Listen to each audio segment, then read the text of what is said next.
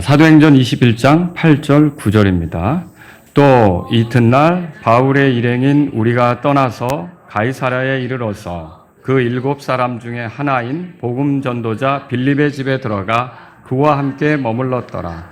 바로 그 사람에게 처녀인 딸 넷이 있었는데 그들이 예언을 하였더라. 아멘. 자, 이 본문에 보면 빌립이 나오죠. 빌립에게는 이제 처녀 딸 넷이 있었대요. 시집가지 않은 딸 넷이 있었는데 이 딸 넷이 다 뭐 했다고 써 있습니까? 예언을 했다. 그래서 오늘 제가 예언자들 이런 제목으로 말씀을 드리겠습니다. 자, 복음 전도자 빌립이라고 그랬어요. 사도행전 7장에 보면은 초기 교회 7명을 세웠던 거 여러분이 읽어 보셨을 거예요. 거기 스데반과 함께 등장하는 사람이 바로 이 빌립이거든요. 근데 이 빌립이 사마리아에 들어가서 복음도 전했었고, 그리고 에티오피아 내시에게도 복음을 전했었던 사람이죠. 근데 이 사람이 가이사랴에 정착해서 사는데 딸 넷이 있었어요. 근데 그 딸들 모두가 예언했던 처녀들이었어요. 그러니까 여자로서 예언을 했단 말이죠. 그러면 이 딸 넷이 모두 예언자들이다. 이렇게 말할 수가 있겠죠. 자, 그러면 성경에 여자 예언자들이 등장합니까? 등장하죠? 여러분이 성경 읽은 것을 한번 떠올려 보면서 들어보십시오. 출애굽기 15장 20절에 보니까 아론의 누이 미리암이 예언자였다고 써 있어요. 미리암이 예언자였다. 그리고 또 랍비돗의 아내인 드보라라고 들어보셨습니까? 이 드보라 역시 예언자였어요.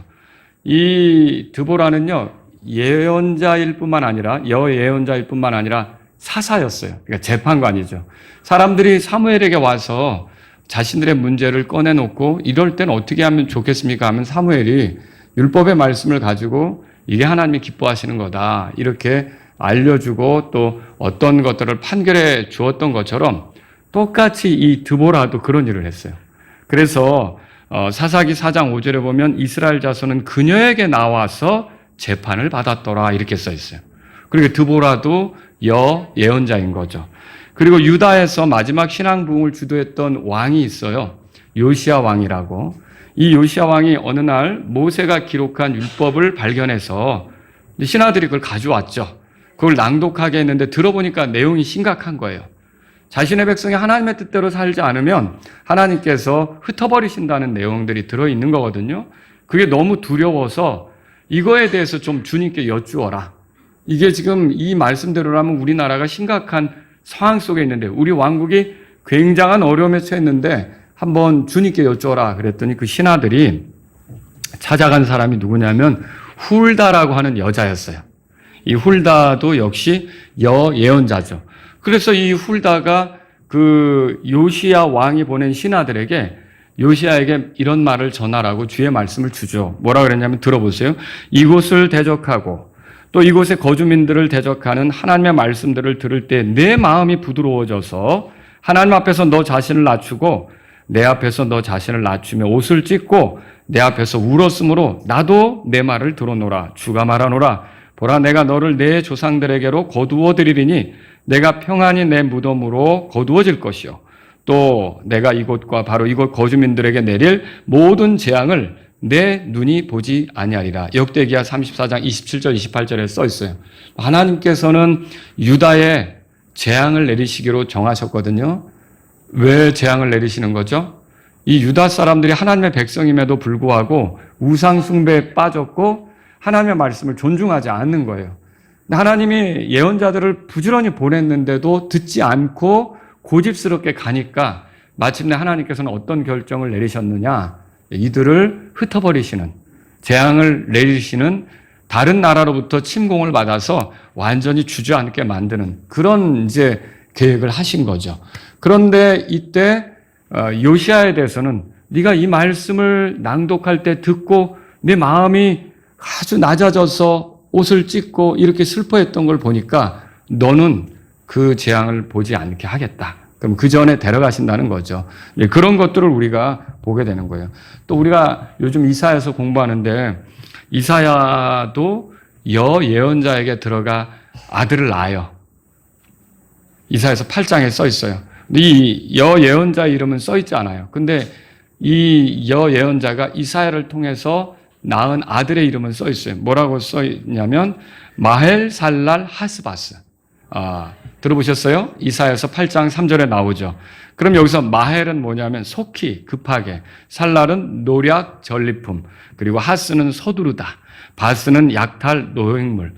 여러분 우리가 이사야서 공부하면서 7장에서 어떤 내용을 다뤘냐면 아시리아가 이렇게 쳐들어오려고 하니까 북쪽에 이스라엘하고 시리아가 동맹을 맺어서 그걸 막으려고 할 때 유다도 같이 하자 그랬는데 아하스 왕이 그거 따르지 않았잖아요. 그러니까 이 어떻게 보면은 이제 왕국이 동맹을 맺어서 유다부터 좀 처리하고 거기에 꼭두가시 왕을 세워서 우리도 함께 이렇게 이제 그 아시리아를 대적하도록 해야겠다 이랬는데 거기에 이 마헬 살랄 하스바스가 무슨 뜻이냐면 속히, 그러니까 그 시리아하고 북쪽 이스라엘의 그 좋은 것들이 노획물이 되어서 빼앗기게 될 거를 그 아들의 이름에서 발견하게 되는 거죠. 그럼 하나님께서는 이 유다를 괴롭히는 시리아하고 북쪽 이스라엘 왕국에 대해서 그들이 이제 조만간 그렇게 노약당하게 될 것을 예언을 하는 거죠. 그걸 우리가 볼 수가 있는 거예요. 자, 예수님의 출생쯤에 여예언자가 하나 활동했어요. 여러분, 안나라고 들어보셨죠? 이 안나는 처녀 생활을 하다가 7년간 결혼 생활을 했고, 7년간 결혼 생활하고 과부가 됐죠. 근데 과부 생활을 얼마나 했느냐? 84년을 했어요. 꽤 오래 했죠. 그러면 아마 우리가 계산해 보면 예수님이 태어나실 쯤 이 안나의 나이는 좋게 100세 이상은 되지 않았을까, 이런 생각을 해봅니다. 근데 이 안나가 그러면 여예언자로서 했던 건 뭐냐? 이 이스라엘의 구속을 기다리는 그 사람들에게 아기 예수님에 대해서 말했던 것을 성경을 통해 보는 거죠. 그러면 어때요? 이렇게 성경에 보니까 여예언자들이 제법 등장하죠? 하나님이 여자를 통해서도 메시지들을 주신 일이 있는 거예요. 어떤 앞날에 대해서 경고하고 말씀을 알려주시고 이렇게 했던 일이 있던 거죠. 근데 이 예언자들이 항상 주님의 편에 서서 주님이 사용하신 그런 여예언자들만 있는 게 아닙니다. 여러분 혹시 옳지 않은 길에 섰던 여예언자들, 다시 말하면 우리가 지금 말할 때 거짓 예언자들이라고 말할 수 있는 그런 예언자들도 있었을까요? 있었죠. 예를 들자면 이거죠. 구약 시대의 한 사람을 예를 들자면 느헤미야가 성벽을 재건할 때 도비야와 산발랏, 이 사람들 성벽 재건하는 거 방해했죠. 근데 이 도비야하고 산발랏과 함께 했던 여예언자가 있어요. 노야다라고. 이 느헤미야 6장 14절에 나오는데 같이 한 통속이 돼가지고 이스라엘 유대인들이 그 성벽을 올리는 거를 못하게 하려고, 위축시키려고 이렇게 했었던 것을 우리가 성경을 통해 보죠.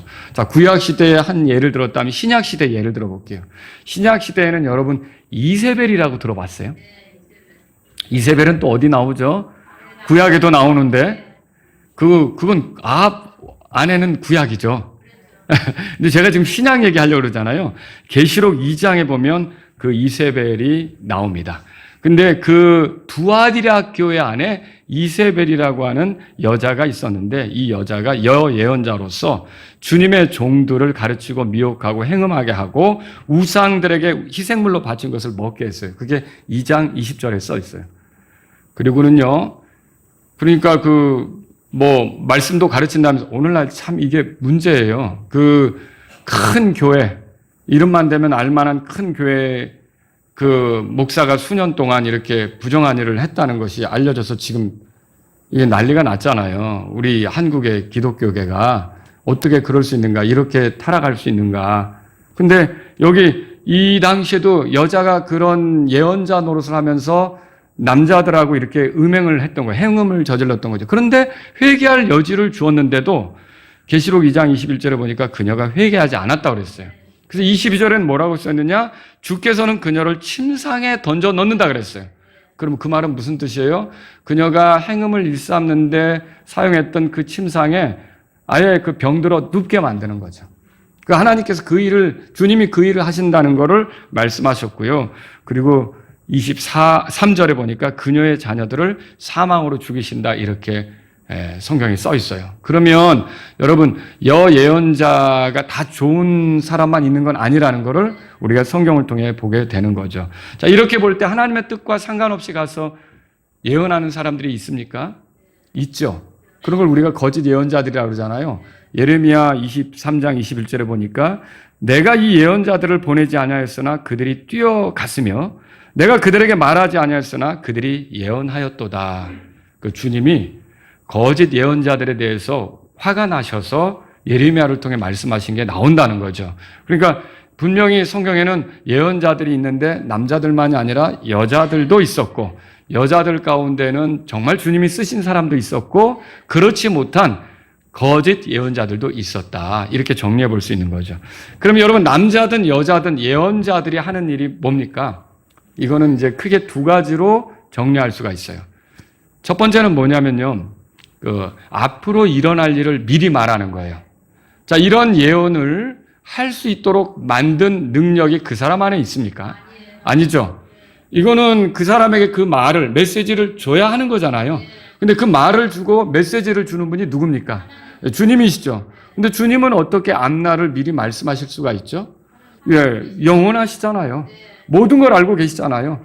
그러니까 역사의 주관자로서 시간을 초월해 계시고, 그죠? 장소를 초월해 계시고, 우리야 시간과 장소에 갇혀 있지만, 시간을 만드신 분이 하나님이세요. 장소를 만드신 분도 하나님이시고, 그거를 초월해 계시니까, 모든 우리로서는 앞날이지만, 그분에게는 제한이 안 되는 거죠.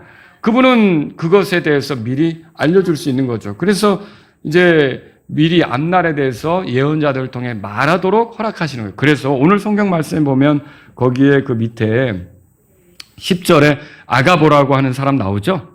예, 유대로부터 온 예언자인데 이 예언자가 뭐래요? 바울의 허리띠를 가져다가 자기 손발을 묶고서는 뭐라 그래요? 이 띠의 임자가 이제 예루살렘에 올라가면 결박된다고 성령님께서 내게 알려주셨다. 자, 이게 예언이죠. 앞으로 바울은 지금 예루살렘으로 향하고 있는데 예루살렘에 아직 안 올라간 거죠. 근데 예루살렘에 올라가면 일어날 일을 미리 말해주는 거예요. 그러면 이거는 뭐예요? 앞날을 아직 일어나지도 않은 상태에서 미리 얘기하는 거죠. 예언자가 이런 일들을 하는 거죠. 아마 이 빌립의 딸들도 이런 얘기들을 하면서 바울에게 경고했을 수 있다는 거죠. 이렇게 마음을 강하게 하도록 이렇게 예언을 했을 수 있다는 거죠. 그리고 예언자가 하는 또 다른 하나의 일은 뭐냐면 이게 이제 하나님의 말씀을 말하자면 이제 그 사람들에게 가서 전달하는 거잖아요. 회개를 촉구하고 하나님의 뜻이 뭔지를 알려주고 이렇게 하는 거죠. 자, 여자 예언자 드보라가 이스라엘을 재판했다고 그랬잖아요. 이 이스라엘을 재판하려면 율법에 대해서 잘 알아야 돼요. 그들이 문제를 가지고 왔을 때 하나님께서 어떤 걸 원하시는지를 설명해 주려면 율법을 알아야죠. 그러니까 드보라는 하나님의 율법이 어떻게 뭘 말하는지를 익숙한 여자였고 그래서 백성들이 자기들의 문제를 가지고 오면 이럴 때는 주께서 이걸 원하십니다. 이런 식으로 하셔야 됩니다. 라고 그걸 주님 편에서 말해줄 수 있었던 거죠. 그러니까 예언자가 하는 일은 바로 이렇게 주님의 뜻을 전달하는 일, 주님이 기뻐하는 것, 이거 주님이 싫어하는 것, 이런 것들을 알리는 일을 했다. 이렇게 보는 거죠. 그럼 여러분, 우리가 지금 신약 시대를 살고 있는데 초기 교회에 예언자들이 있었습니까? 그러면 초기 교회에 있었죠. 한번 찾아보세요. 이건 성경을 보겠습니다. 에베소서 4장입니다. 거기 11절, 12절 같이 한번 읽겠습니다. 하나님 말씀을 같이 읽습니다. 또 그분께서 더러는 사도들로, 더러는 예언자들로, 더러는 복음 전도자들로, 더러는 목사들과 교사들로 주셨으니 이것은 성도들을 완전하게 하고 사역의 직무를 행하게 하며 그리스도의 몸을 세우게 하려 하심이라 그랬죠. 자, 여기서 11절에 그분이 이러이러한 일꾼들을 주셨다 그거죠. 자, 그럼 그분이 누군가? 요건 문맥적으로 봐야 되겠죠? 자, 9절을 보시면 이제 그분께서 올라가셨다는 것은 그분께서 또한 먼저 땅의 낮은 부분 안으로 내려가셨다는 것이 아니면 무엇이냐? 그럼 여기 9절에서 말하는 그분은 누구예요? 예수님이죠? 예수님이 땅의 심장부에 내려가셨다가 부활하셔서 높은 곳으로 올라가신 걸 얘기하잖아요. 바로 그분이 교회에게 뭘 주셨느냐? 여기 일꾼들을 주셨다는 거죠. 여러분, 이 예수님하고 교회는 뗄래야 뗄 수 없다는 걸 아십니까? 그 마태복음 16장 18절에 보면 예수님께서 내가 내 교회를 세우리니 그렇게 말씀했어요. 그 교회를 세우는 분이 누구예요? 예수님이시죠. 예수님께서 교회를 세우는데 교회를 세우기 위해서 예수님은 교회를 위해 자신을 주셨어요. 그래서 여러분이 에베소 4장이지만 에베소 5장에 가보세요. 5장에 거기에 보시면 그 25절에 남편들아 너희 아내를 사랑할지니 그리스도께서 교회를 사랑하사 뭐라고 되어 있어요? 교회를 위하여 자신을 주신 것 같이 하라. 교회를 세우고 교회를 위하여 자신을 주시고 심지어는 교회의 머리가 되시기도 해요. 그래서 여러분 거기 에베소 우리가 보면은 예수님께서 교회의 머리 되신다는 것들을 우리가 또 확인할 수가 있어요. 자, 에베소 1장에 보세요. 1장에 22절에 보면 또 모든 것을 그분의 발 아래 두시며 그분을 모든 것의 머리가 되도록 교회에게 주셨으니 교회는 그분의 몸이요 그랬죠. 그리고 예수님은 이렇게 교회하고는 뗄래야 뗄 수 없는 교회를 세우려고 하고 교회를 지키시는 분이 예수님이세요. 근데 이 교회가 강하게 되도록 하기 위해서 예수님이 교회에게 주시는 일꾼들이 뭐냐? 오늘 여기 나오죠? 첫째는 뭐라 그랬어요? 사도들, 그 다음엔 예언자들, 그 다음엔 복음전도자들, 그 다음엔 목사들과 교사들 이렇게 얘기하고 있죠. 사도들은 누구예요? 자, 오늘날 신사도 운동이라고 들어보셨어요? 오늘날 사도가 있어요, 없어요? 그래서 오늘날 자기가 이 시대의 사도다라고 얘기하는 사람은 사기꾼이에요. 가짜예요. 성경하고 안 맞는 거예요. 그리고 자기를 그 사도급으로 얘기하면서 그래, 그때 예수님 때 사도가 있었지. 지금 우리가 신사도다. 이렇게 하는 것도 문제가 되는 거죠. 그러니까 왜 그러냐면 사도라고 하는 거는요. 예수님의 제자들 가운데서 누가복음 6장 13절에서 16절에 보면 예수님의 제자들 가운데서 예수님이 직접 세운 사람들이에요. 그래서 세워서 보낸 거죠. 그 12명 여러분 아시잖아요. 베드로도 있고 안드레도 있고 야고보 요한도 있고 심지어 가룟 유다도 있었죠. 이게 사도들이었던 거예요. 나중에 가룟 유다가 사도직을 수행할 수 없게 됐죠. 자기 길로 갔잖아요. 가룟 유다를 대신하기 위해서 사도 한 사람을 세워야 됐어요. 사도행전 1장에 보면 그러면 어떤 사람을 세울까 했을 때 요한의 침례로부터 그분이 우리에게서 올라가시는 날까지 지켜본 사람들 중에서 하는 거예요. 그럼 뭐냐면 예수님의 직접적인 목격자가 된 사람을 사도로 세우는 거예요. 혹시 여러분 예수님을 직접 목격하신 분 계세요? 이게 사도가 그런 거예요. 그런데 고린도전서 15장에 보면 예수님의 부활에 대해서 설명하면서 바울이 자기 자신에 대해서 맨 마지막에 그리스도께서 내게 보이셨다. 그러면 예수님이 활동하실 당시에 바울은 쫓아다니지는 않았지만 나중에 부활하신 예수님이 직접 나타나셔서 자신을 드러내시면서 바울에게 여러 가지 것들을 가르쳐 주시고 바울이 해야 될 일들을 알려주셨던 거죠. 그래서 바울은 어떻게 보면 마지막 사도 같은 거예요. 그래서 이 바울 이후로 우리가 사도를 또 찾으라 그런다. 초기 교회에 분명히 사도들이 있어서 교회가 믿어야 될 게 뭔지를 형성하는 데 있어서 중요한 역할을 한 건 맞지만 그 이후에 지금 오늘날도 사도가 있다? 이거는 성경하고는 안 맞는 거예요. 초기 교회를 세우는데 사도가 역할을 한 거죠. 그 다음에 이제 예언자들은 뭡니까? 예언자들은 오늘 본문에 나오는 아가보나 또 빌립의 딸들, 처녀 딸들 이런 사람들이 예언자들인 거예요. 요한도 예언자가 돼요. 요한계시록을 썼잖아요. 바울은 어떤가요? 바울은 사도이면서 예언을 하잖아요. 주님의 오심에 대해서 예언하잖아요. 바울도 예언자죠. 어떻게 보면. 그러니까 이렇게 이런 사람들은 앞으로 있게 될 것을 하나님의 말씀의 계시에 의해서 이렇게 사람들에게 알려주었다는 거죠. 여러분, 그런데 이 예언자들은요, 하나님의 말씀에 의해서 어떻게 보면 오늘날도 활동하는 것 같아요. 그런데 앞날에 대해서 뭔가 이렇게 새로운 계시를 가져온다, 이건 조심하셔야 돼요. 새로운 계시를 가져온다, 조심하셔야 돼요. 왜요? 여러분, 그거는 주관적으로 생각하는 것일 수 있고요. 여기 성경 기록하고 맞지 않는 경우도 있을 수가 있다는 거죠.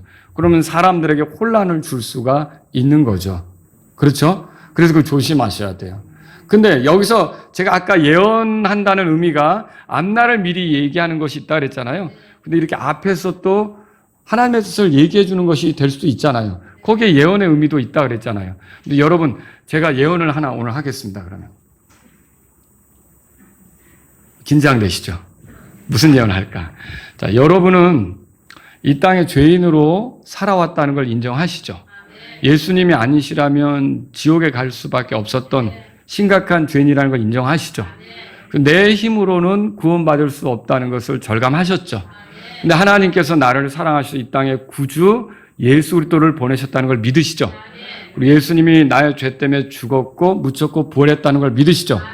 그리고 예수님의 피로 모든 죄에서 내가 정결하게 됐다는 것도 믿으시죠? 그게 마음으로부터 여러분 분명히 믿는 겁니까? 그럼 제가 여러분들에 대해서 분명히 아직 일어나지 않았지만 말씀드릴 수 있는 거, 여러분은 언젠가 하늘에 가십니다. 자, 제 예언은 틀렸습니까? 이거는 성경 기록에 나오는 거죠. 자, 이런 하나님의 뜻을 말해주는 일은 할 수가 있다는 거죠. 그러니까 지금도 설교자들이 이런 일들을 할 수가 있는데 미리 언제 무슨 일이 일어날 것이다, 언제 주님이 오실 것이다, 이런 건 다 엉터리지만 하나님의 말씀에 비추어서 이렇게 하는 것은 있을 수가 있는 것이라는 거죠. 자, 그러면 여러분 예언이라고 하는 거는 계속 가는 겁니까?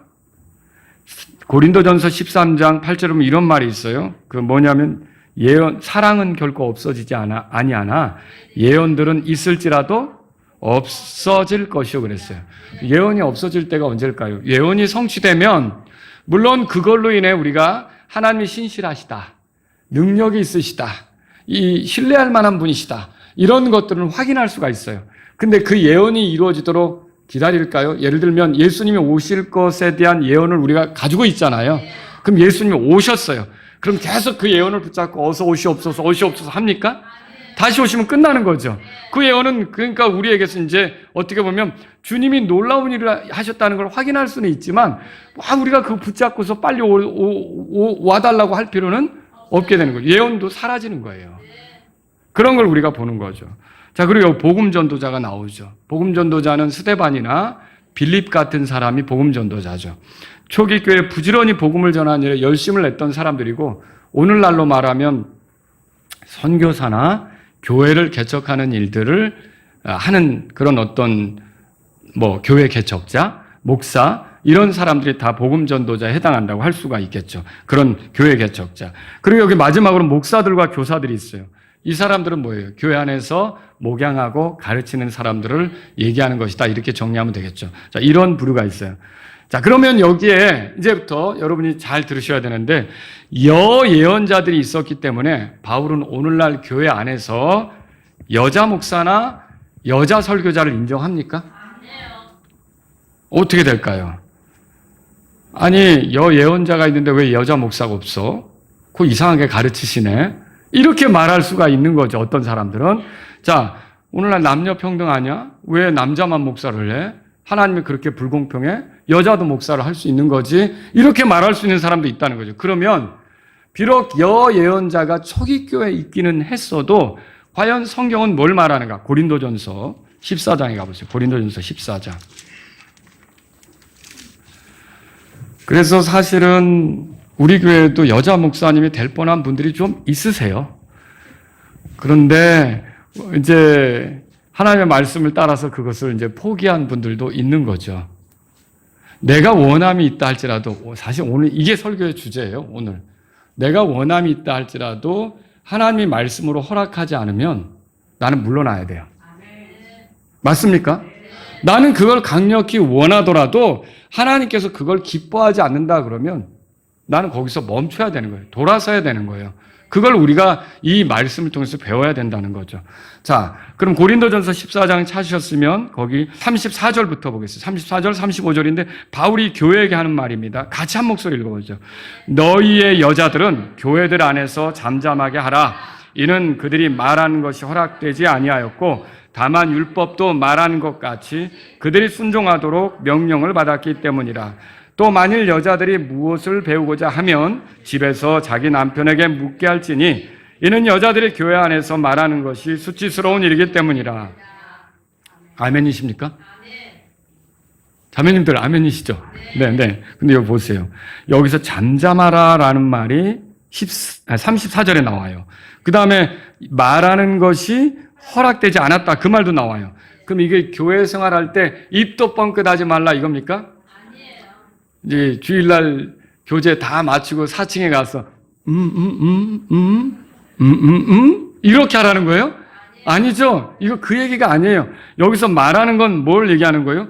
교회 안에서 가르치는 거, 선포하는 거, 공개적으로 권위를 갖고 권면하는 거, 권위를 가지고 사람들을 이끄는 거, 이거를 말하는 거죠. 성경은 그걸 여자들에게 하지 말라고 한 거예요. 좀 여자들이 불편할 수도 있어요. 왜 성경이 그렇게 말하고 있는가? 하나님께서 계획하신 거 다 뜻이 있는 거죠. 자, 그럼 여러분 보세요. 율법에도 여자들은 순종하도록 명령을 받았다 하면서 오늘날 교회도 그래야 된다고 말하잖아요. 거기 35절에 보세요. 여자들이 교회 안에서 말하는 것은 수치스러운 일이다. 여기서 말하는 것이 뭐예요? 가르치는 거, 선포하는 거, 설교하는 거, 이런 걸 얘기하는 거죠. 그래서 여자가 교회 안에서 목사로서 역할을 행하는 건 주님의 눈에는 어떻게 보면 수치스러운 것이죠. 바울이 그게 수치스러운 것이다. 그렇게 얘기하는 거예요. 자, 이게 한 번만 말했으면, 어쩌다가 바울이 실수했나 봐. 적지 말아야 될 걸 적은 것 같아요. 근데 바울이 목사인 디모데에게 이렇게 권면하죠. 디모데전서 2장에 가보세요. 디모데전서 2장 펴보세요. 디모데전서 2장에 펴보시면 11절, 12절. 다 같이 한 목소리로 읽겠습니다. 여자는 온전히 복종함으로 뭐라고 돼 있어요? 잠잠히 배우라 그랬어요. 잠잠이라는 말이 있어요. 잠잠히. 그 다음에 여기 또 그 복종함으로 배우라는 말이 무슨 뜻일까요? 이 복종함으로라는 말은 누군가의 권위 아래에 있어야 된다는 뜻이에요. 그러니까 누군가를 이끄는 권위자가 되는 게 아니라 권위 아래에 있어야 된다는 걸 말하는 거죠. 자, 그 다음에 12절 다 같이 읽습니다. 오직 나는 여자가 가르치거나 남자 위에 권위를 행사하는 것을 용납하지 않노니 다만 잠잠할지니라. 그러면 여기 잠잠히 배우라, 잠잠할지니라 이런 말은 여자가 교회 안에서 남자들에게 설교하거나 가르치지 말라는 말이죠. 그 얘기예요. 그러므로 초기 교회 그 빌립의 처녀딸 넷이 이렇게 어떤 예언을 했다고 해도 이게 앞날에 대해서 주께서 이런 일이 있게 하실 거다라고 얘기는 할 수 있어도 이게 이제 아예 그게 하나의 설교자로서 자리를 잡고 계속 설교하는 그런 것이냐라고 할 때는 그런 겁니까? 아니라는 걸 우리가 성경을 통해 아는 거죠. 여러분, 또 거기만 있으면 이 두 번째 나온 거죠. 세 번째로 가보죠. 디모데전서 3장으로 내려가 보세요. 디모데전서 3장. 여기는 제목도 그래요. 감독, 장로, 목사의 자격이죠. 그죠? 그러니까 오늘날의 교회가 사실은 하나님 말씀대로 하기보다는 점점 다 자기들이 원하는 대로, 사람들이 원하는 대로 이렇게 해나가는 거죠. 자, 그게 위험하다는 말씀을 여러분에게 드리려고 하는 거예요. 자, 1절을 다 같이 읽습니다. 만일 남자가 감독의 직분을 사모하면 그는 선한 일을 사모하는 것이라 하는 이 말은 참된 말이로다. 감독의 직분을 사모하는데 여자가 감독의 직분을 사모하면 허용이 됩니까? 아니죠. 남자가 그랬어요. 그러면 감독은 누가 되는 거예요? 감독이 다른 이름이 목사고 장로인데 이렇게 목사가 되는 거는 남자가 사모할 일이라는 거죠. 여자가 사모할 일이 아니라고 성경이 말하고 있어요.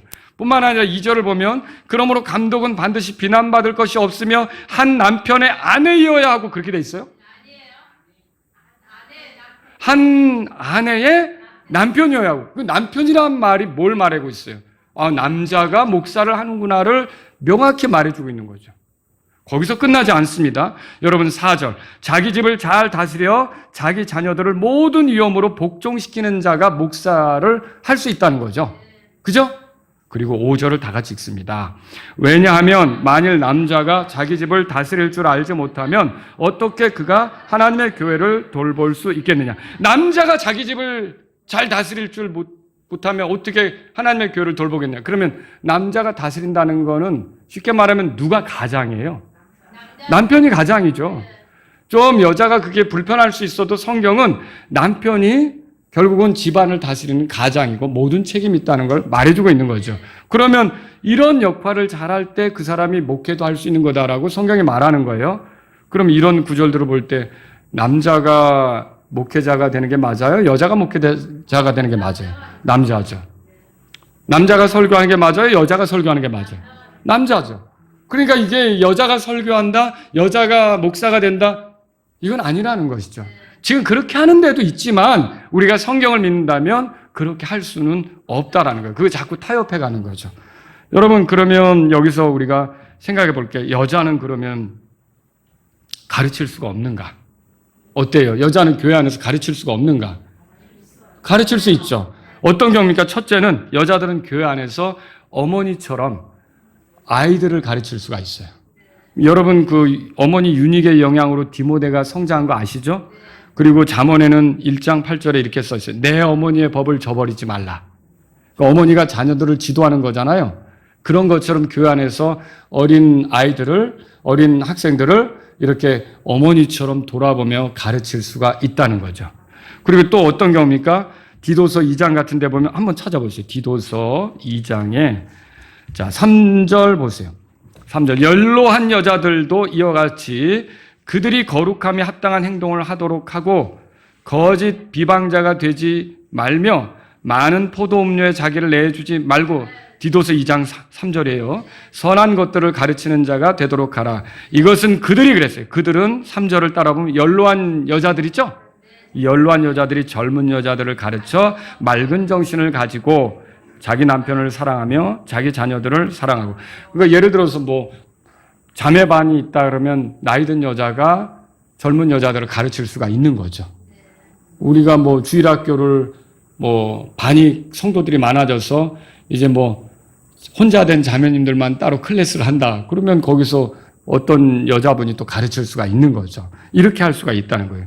그리고 또 한 경우는 어떤 경우냐. 자기 혼자가 아니라 남편과 더불어 복음을 전하는 일에 함께 할 수 있어요. 그걸 잘했던 사람이 브리스길라죠. 아굴라와 함께 아볼로가 더 하나님의 길에 대해서 완전히 알도록 도왔던 인물이 브리스길라죠. 여러분이 여자가 남자에게 복음 전하는 건 조심하셔야 돼요. 지혜가 필요한 거예요. 예, 저도 지금 한 20년 전인가 동암의 교회가 있을 때 정말 집집마다 돌아다니면서 전도를 할 때 그때 어떤 분들이 들어오기도 했어요. 들어오기도 했는데, 예, 저하고 어떤 형제님하고 둘이 다녔는데, 여자 혼자가 있는데 들어오라 그래요. 그럼 들어갈까요? 큰일 납니다. 큰일 나는 거죠, 그거는. 그냥 문 앞에서 얘기하다 헤어져야죠. 굉장히 우리가 지혜롭게 해야 돼요. 근데 내 남편을 따라 여자가 어떤 남자에 같이 가서 옆에서 설명하는 남편을 위해 기도하고 조금 더 내가 부연 설명한다. 할 수 있습니까? 할 수 있는 거죠. 그런데 이렇게 해서 여자이지만 이렇게 어떤 복음 전환 일에는 하나님께서 도구로 쓰실 수가 있다는 거죠. 이걸 우리가 정리해 볼 수 있어요. 자, 오늘날 우리는 하나님을 섬겨도 성경에 제시된 대로 우리가 섬겨야 되는 걸 알겠죠? 디모데후서 2장 5절에 보면 이렇게 써 있어요. 또 사람이 경계에서 승리하기 위해 애써도 그가 적법하게 하지 아니하면 왕관을 쓰지 못하느니라. 그렇게 써 있어요. 근데 나는 이걸 하고 싶은데 왜 저 사람만 하지? 내가 못한다고 저 사람이 하는 거를 시기하면 됩니까? 나도 저 일을 하고 싶은데라고 속상해하면 됩니까? 그리고 고라당처럼 너만 하나님의 말씀을 봤냐? 나도 봤는데 라고 하면 됩니까? 거기 지팡이가 여러 개가 있지만 쌍난 지팡이는 어디 거예요? 아론의 지팡이잖아요. 하나님께서 허용하시는 게 있고 하나님께서 허용하시지 않는 경우가 있다는 거예요. 근데 하나님이 허용하시지 않는데도 굳이 내가 하겠다고 하는 거는 결국 자기 욕심이죠. 그게 수치스러운 거죠. 주님의 뜻과 상관없는 거죠. 그 하나님을 기쁘게 하는 겁니까? 아니라는 거죠. 여러분 이제 들어보세요. 모세는 광야 40년 고생했어요. 이스라엘 백성을 이끌었잖아요. 오는 동안 엄청난 비방도 듣고 아주 못 볼 것도 많이 보고 그러면서 요르단 동편까지 왔단 말이에요. 이제 약속한 가나안 땅이 보이는 거예요. 모세는 가나안 땅에 들어가고 싶었어요. 그게 원함이에요. 나는 가나안 땅에 들어가고 싶다. 왜 여호수아와 이스라엘 백성만 들어가냐? 나도 들어가고 싶다. 하나님께 기도했죠. 근데 하나님은 허락하셨습니까? 아니죠. 너는 그냥 바라보기만 해. 너는 그거 못 들어가는 거야. 그러니까 모세가 아주 그냥 나는 그냥 들어가겠다고 고집 부리고 여호수아 꼬랑지 잡고 이렇게 들어갑니까? 안 들어가죠. 느보산에 올라가잖아요. 주님이 거두시잖아요. 그러니까 모세라도 어때요? 자기가 원하는 게 있지만 하나님께서 여기서 이건 너 아니야. 여기까지야. 너는 그거 허락하지 않았어. 그러면 어떻게 거기서 중단하고 돌아서는 게 맞는 거죠. 여러분 다윗 얘기도 해볼게요. 다윗은 나는 이런 화려한 궁궐에 거하는데 좋은 집에 거하는데 나에게 복을 주신 하나님은 저 장막에 거하고 내 하나님을 위해서 집이 필요할 것 같은데 아주 좋은 그런 성전을 하나 지으면 좋을 것 같은데 이 마음에 원함이 있었죠. 그래서 그걸 짓고 싶었는데 예언자가 왔잖아요. 근데 나중에 하나님으로부터 온 대답이 뭐냐? 넌 안 돼. 오, 기분 나빠. 이겁니까? 넌 안 돼. 그랬어요. 왜? 너는 피를 많이 흘렸어. 그러면, 그래도 내가 해야지. 내가 마음에서 주님을 위한 건데, 주님을 사랑하는 건데, 주님을 기쁘게 하려고 하는 건데, 고집 부렸어요? 안 했죠. 어떻게 했어요? 그러면 내가 재료나 준비하자. 다음 사람이 하게 하자. 여러분, 그거 읽어보시죠? 그 누가 성전을 올립니까? 솔로몬을 올리는 거예요. 여러분, 르호보암이라는 왕 얘기도 해볼게요. 이게 여로보암이 나타나서 나라를 뚝 잘라갔어요. 그러니까 솔로몬의 아들인 르호보암은 괘씸한 거예요. 다시 그걸 도로 찾고 싶은 거죠. 그래서 군대를 소집했어요. 전쟁하러 가려고 했어요. 그런데 하나님의 예언자가 와서 올라가지 마. 올라가지 마라. 하나님께서 그냥 이거 저쪽으로 여로보암이 통치하도록 허락하신 거야. 그러니까 그때 어떻게 하죠? 내가 반드시 올라가리라. 내가 반드시 하리라. 이렇게 합니까? 아니죠. 군대를 물리고 그냥 철수하잖아요. 읽어보셨죠? 자, 또 얘기해 볼게요. 아마샤가 에돔 사람하고 이렇게 전쟁을 하려고 하는데 이렇게 해서 전쟁하려고 할 때 용병이 필요했어요. 근데 이스라엘에서 용병 10만 명을 고용했어요. 근데 갑자기 이 용병들을 데리고 전쟁에 나가려고 했더니 주님께서 이건 허락하지 않았어. 이스라엘 사람들하고 같이 전쟁터에 나가는 건 아니야. 막았죠. 이미 돈 다 지불했는데 그거 돌려받지 못할 텐데 다 날릴 텐데 써보고라도 해야 될 거 아닌가. 아주 그래도 내가 가겠다고 해서 군대를 데려갑니까? 아니죠. 돌려보내잖아요. 아마샤가 그렇게 했다고요. 여러분 결국은 뭐예요? 우리가 여기서 배울 수 있는 건 뭐예요? 아무리 하고 싶어도 성경에 금해졌다 그러면 깨끗이 그러면 하나님 저희가 못하면 할 수 있는 사람 도울게요. 다윗처럼. 그게 얼마나 좋은 마음이냐는 거죠. 여러분 여자는 선교사 할 수 있습니까? 여자 선교사 할 수 있죠. 다음 주 수요일 날 우리 교회에 아마 여자 선교사가 한 분 오실 거예요. 근데 여러분 보세요. 여자는요. 교회에서 가르치고 설교하고 이렇게 하지 않는 한 그렇게 하면 안 되는 거고 다른 방식으로 선교 사역을 도우며 함께 할 수 있어요. 예를 들면 선교라는 게 의료 선교도 있고 성경 번역 선교도 있고 교육 선교도 있고 또는 뭐 구제 선교, 고아원 선교 같은 것도 있고 얼마든지 여자도 그렇게 할 수 있는 거죠. 근데 이제 여자가 남편을 만났는데 남편은 직장이 있어요. 그럼 그때는 선교를 중단하고 그 남편과 함께 가정을 세우는 거에 집중하는 게 하나님의 뜻이죠. 이런 걸 우리가 질서적으로 알 필요가 있는 거예요. 자, 그래서 오늘 말씀을 정리해 볼게요. 하나님을 섬길 때 우리가 적법하게 섬기는 게 필요해요. 내가 원하는 대로가 아닌 그분의 원하는 대로 맞추는 게 필요해요. 하나님을 섬길 때 주의가 필요합니다. 오늘날 예언을 들먹거리면서 새로운 계시가 주어졌다고 떠들고 다니고 맞아요? 이거는 성경이 있으면 충분한 거죠. 우리가 알 필요가 있는 예언은 성경 안에 다 들어있는 거예요. 여기다 더 추가할 필요 있어요? 추가할 필요 없는 거죠. 시대의 흐름을 따라 여자도 목사가 될 수 있다. 맞아요? 사람들은 그렇게 얘기할 수 있어요. 그렇지만 우리는 하나님의 말씀에 따라 그건 아니다. 하나님께서 바울의 입을 통해 벌써 여러 번 말하셨다. 이걸 확인했잖아요. 그럼 우리는 원하더라도 이게 내 길이 아니구나라고 멈추고 할 수 있는 사람을 도우면 된다는 거죠.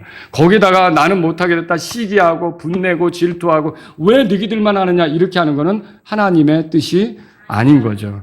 그래서 하나님을 섬길 때 다른 사람이 하는 것을 부러워하거나 시기할 필요 있습니까? 예. 시기와 다툼으로 어떤 일을 해서는 안 된다고 하는 거죠. 그래서 내게 허락되지 않은 것은 오늘 모세나 다윗처럼 그냥 깨끗이 물러나면 하나님이 기뻐하십니다. 그렇죠? 그리고 내게 허락된 것이라면 열심히 하고요. 이 단순함이 필요한 거예요. 여러분, 허락되지 않은 걸로 하나님을 기쁘게 하겠다. 큰일 납니다.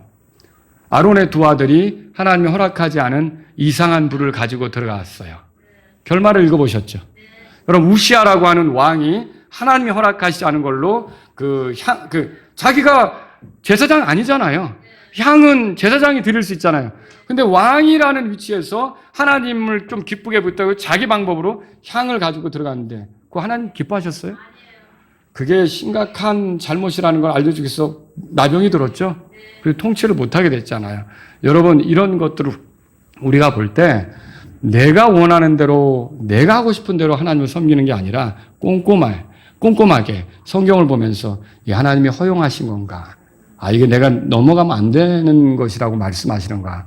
허용하신다면 기쁘게 하고, 막으신다면 주님 그러면 좋습니다. 여기까지. 그리고 내가 다른 사람을 돕겠습니다. 올바른 성경의 방법으로 하겠습니다. 이게 필요한 거죠. 다 같이 일어서시겠습니다. 오늘 이 말씀을 들으신 여러분 가운데 하나님 아버지, 내가 하나님을 신실하게, 성실하게 잘 섬기는 사람이 되기를 원합니다. 내 고집대로, 내 생각대로가 아니라 주님께서 나에게 가르쳐 주신 대로 맞추어가며 하나님을 섬기길 원합니다. 이런 분이 있다면 이 시간 주님께 기도하십시오. 혹시 성경을 통해 내가 주님이 허락하지 않은 것이라면 멈추고, 주님이 허락하신 것이라면 기쁘게 나아가고, 이렇게 하면서 제가 신실하게 선한 뜻으로 주님을 섬기기를 원합니다. 내 삶을 주님께 맞추는 그런 사람이 되기를 원합니다. 이런 분이 있다면 이 시간 주님 앞에 나아가십시오.